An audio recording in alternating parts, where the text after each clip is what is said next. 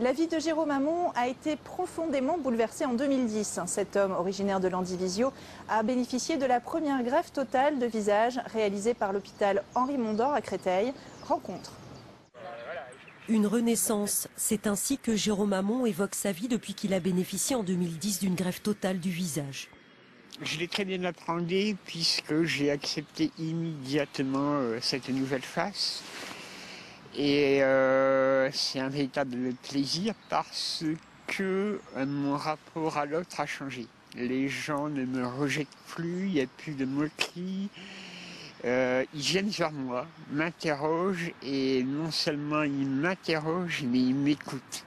Atteint d'une neurofibromatose, maladie qui le défigurait, Jérôme Hamon a reçu ce don d'organes comme un cadeau. Car cette greffe lui a rendu son image, et même s'il porte aujourd'hui le visage d'un autre, Jérôme Hamon laisse derrière lui 35 années de calvaire. Ça a été une souffrance énorme à cause d'autrui. Parce que moi, je ne me regardais pas dans le miroir, je me voyais.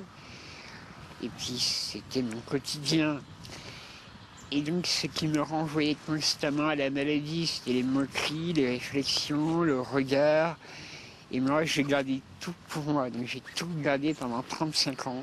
Depuis cette greffe qui reste une première mondiale, Jérôme Hamon réapprend tout.